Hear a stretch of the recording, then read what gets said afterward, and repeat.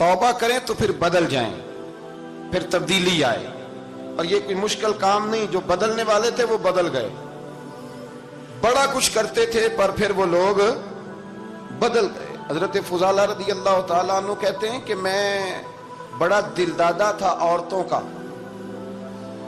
और मेरा माहौल ये था कि मैं कत्ल भी कर लेता था, माज़अल्लाह चोरी भी कर लेता था, और रात मेरी तबीयत थी माज़अल्लाह नई से नई औरत के पास जाना। कहते हैं अबू जाल ने ऐलान किया कि जो नबी पाक अलैहिस्सलाम का सर अक़दस माज़अल्लाह काट के लाएगा, नकले कुफ्र न बाशर, 100 सुर्ख ऊंट इनाम मिलेगा। तो मैंने इरादा कर लिया कि मैं बहुत सारा इनाम हासिल करूंगा। कुरान मजीद में ना अल्लाह फरमाता है कि बहुत सारे लोग ऐसे हैं जिन्हें अगर मैं रिस्क में कुशादगी दे दूं, ज्यादा पैसे दे दूं, फरमाया बागी हो जाएं, वो सरकश हो जाएं। ये बहुत सारे लोगों को जो अल्लाह तबारक व तआला एतदाल में रखता है तो ये उनके लिए बेहतर है।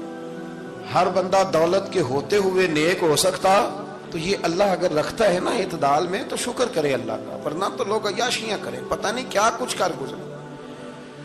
तो हजरत फुजाला कहते हैं कि मैंने खंजर तैयार किया और मैंने बगल में उसको छुपाया, ऊपर मैंने चादर ओढ़ ली। अब मुझे पता था ज़ोहर की नमाज के बाद नबी पाक सल्लल्लाहु अलैहि वसल्लम तवाफ़ काबा के लिए, बैतुल्लाह शरीफ के तवाफ़ के लिए जाते हैं। कहते मैं भी उस तरफ बढ़ा। रास्ते में ना वो खातून जिसके घर मैंने रात आना था, मैंने दरवाजे पे दस्तक दी। मैंने कहा कि तैयार रहना, तैयार रहना, आज मैं बड़े पैसे लेके आऊंगा।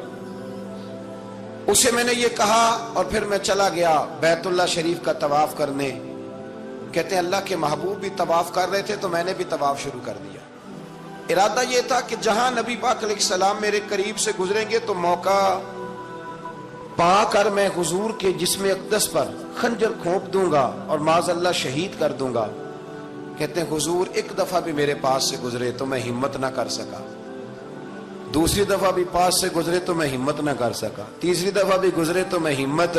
नबी करीम सल्लल्लाहु अलैहि वसल्लम 2-3 दफा गुजरे तो फरमाते हैं कि मुझे मौका ना मिला, इसलिए कि हुजूर फरमाते हैं अल्लाह ने रोब के साथ मेरी मदद फरमाई, दुश्मन पर मेरा रोब तारी हो जाता है।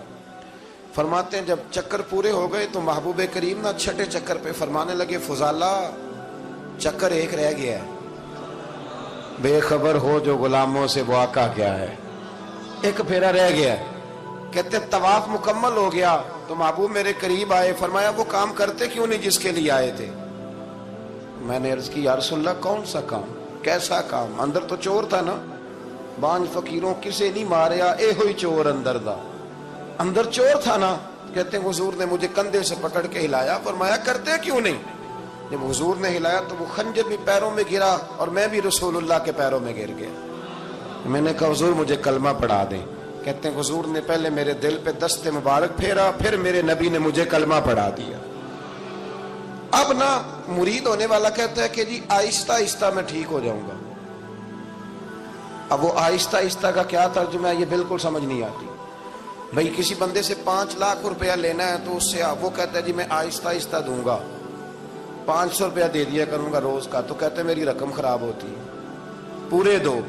और नेकी की बात जब आती है तो कहते हैं हजरत साहब दीन इतना सख्त नहीं है, मैं आहिस्ता आहिस्ता ठीक हो जाऊंगा। अब मैं मगरिब शाह पढ़नी शुरू कर दी है मैंने, अब मैं तस्बीह ले ली है, कल मैंने भी आहिस्ता आहिस्ता मैं ठीक हो जाऊंगा। यानी रकम लेनी हो तो वो आहिस्ता आहिस्ता कबूल नहीं है। लेकिन और मकान की रजिस्ट्री अगर करानी हो तो मालिक मकान कहेगा आहिस्ता आहिस्ता करा लो।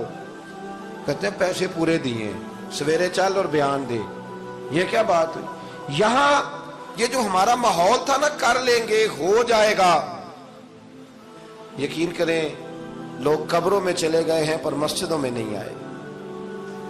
हर काम से लोग रिटायर हुए पर गुनाहों से रिटायर नहीं हुए। आखिर तक तबाही उतर गई लेकिन लोग बदलने को तैयार ना हुए।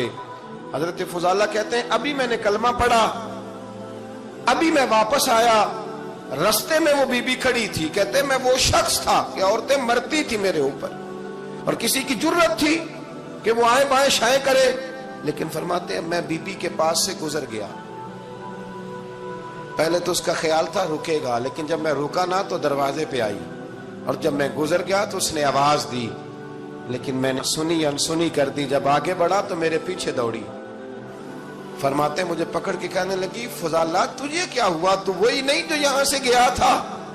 آپ فرماتے میں کبھی نہیں رویا تھا، میں کبھی نہیں رویا تھا۔ اور جب کہا نا تو وہی نہیں، کہتے میں نے سر اٹھایا تو میری آنکھوں میں آنسو تھے۔ میں نے کہا میں جو گیا تھا وہ نہیں ہوں، اب تو میں محمد عربی کا غلام بن گیا، اب میں وہ نہیں ہوں، اب نہیں ہو سکتا کہ کوئی میری نظر میلی ہو جائے، یہ کیسے ممکن؟ اب نا اسلام کی تعریف ہم نے یہ کی ہے کہ خبردار کوئی ہمارے قریب نہ آئے، ہم کسی کو بات نہیں کرنے دیتے کہ ہم مسلمان ہیں، ہم بات نہیں کرنے دیتے۔ پتہ کیا بات ہے، ایک میری یہ تقریر ہوتی ہے ممبر پہ، اور ایک میرا عمل ہوتا ہے جب میں سفر کرتا ہوں، جب میں گاڑی میں بیٹھتا ہوں، جب میں دوستوں سے ملتا ہوں۔ جب ان دونوں باتوں میں تضاد آتا ہے نا، تضاد، تو لوگ تقریر کو جذبات نہیں کہتے، ایک فن بن جاتی ہے تقریر۔ آپ کو پتہ ہے نا وائزین نعت خواں کہتے ہیں میں نے محفل لوٹ لی، پھر لوگ شمار کرتے ہیں کتنے لوگوں نے سبحان اللہ کہی، پھر لوگ شمار کرتے ہیں کہ آج 5 بندے روئے بھی تھے جب میں تقریر کر رہا تھا۔ تو پھر یہ فن ہے، یہ جذبات کا اظہار۔ سمجھ لیں بات کو کہ عمل جب آپ نہیں نہ کرتے عمل، تو آپ خود بڑے بے چین رہتے ہیں کہ یار یہ میں کیا کر رہا ہوں، یہ کون سا گورکھ دھندا ہے کہ میرا عمل صفر ہوتا جا رہا ہے۔ ہمارے ایک استاد تھے تو وہ فرمایا کرتے تھے کہ اگر پڑھے لکھے آدمی کو تم بے عمل دیکھو تو اس سے دور ہٹ جایا کرو، ورنہ تمہیں بھی بے عمل کر دے گا۔ میں نے ان سے عرض کی، میں نے کہا حضور یہ کیا ہے؟ تو فرمانے لگے اپنے حضرت صاحب سے پوچھنا، وضاحت کریں گے۔ میں نے حضرت صاحب سے کہا جی عجیب بات کر دی ہے، علم والے بندے کے پاس بیٹھ کے تو علم آتا ہے۔ تو وہ فرما رہے تھے کہ علم والے بندے کے پاس اگر وہ بے عمل ہو تو بالکل نہ بیٹھنا۔ تو حضرت صاحب فرمانے لگے انہوں نے صحیح کہا ہے۔ اب بات بہت بڑی ہے، پتہ نہیں آپ کی سمجھ میں آتی ہے نہیں آتی، بہرحال کر دیتا ہوں۔ پڑھا لکھا بندہ اگر بے عمل ہو تو اس کے پاس، تو میں نے کہا حضور کیوں؟ فرمانے لگے اس لیے کہ وہ اپنی بے عملی پر بھی دلائل دے گا، وہ بے عملی پر بھی دلیلیں قائم کرے گا کہ یہ وجہ ہے تو اس لیے میں ایسے کر رہا ہوں۔ تو چونکہ وہ بے عمل ہے اور ہے پڑھا لکھا، نبی کریم صلی اللہ علیہ وسلم کے غلام نہ پل بھر میں بدل جاتے تھے۔ اور اللہ تعالیٰ بھی نہ بڑے موقع دیتا ہے ہمیں، بڑے موقع۔ حضور نے فرمایا جس نے ایمان اور احتساب کی نیت سے روزے رکھے وہ نئی زندگی کا آغاز کرے، اس لیے کہ اللہ نے اس کے پچھلے سارے گناہ معاف فرما دیے۔ میرے نبی کریم علیہ الصلوۃ والسلام نے فرمایا جو شخص بیمار ہو گیا، مریض ہو گیا، اور نسائی شریف میں فرمایا کہ 3 دن تک بستر پہ رہا اور اس نے شکوہ نہ کیا اللہ کا، اور جب وہ شفا یاب ہو کے بستر سے اٹھا ہے نا، تو اب اللہ نے اس کے پچھلے سارے گناہ معاف فرما دیے۔ اور فرمایا جو حج کرنے گیا، حج کر کے واپس آیا، اللہ کے حبیب فرماتے ہیں یوں سمجھے کہ میں آج ہی ماں کے پیٹ سے پیدا ہوا۔ بڑے موقع اللہ نے دیے، بڑے موقع، بڑے سارے موقع عطا فرمائے کہ میں تیرے پچھلے گناہ معاف کر دوں گا، تو بھی تو نئی زندگی کا آغاز کرنا، تو بھی تو شروع کرنا نئے سرے سے، تو بھی تو بدل کے آنا، تو بھی تو اپنے اندر تبدیلی پیدا کرنا۔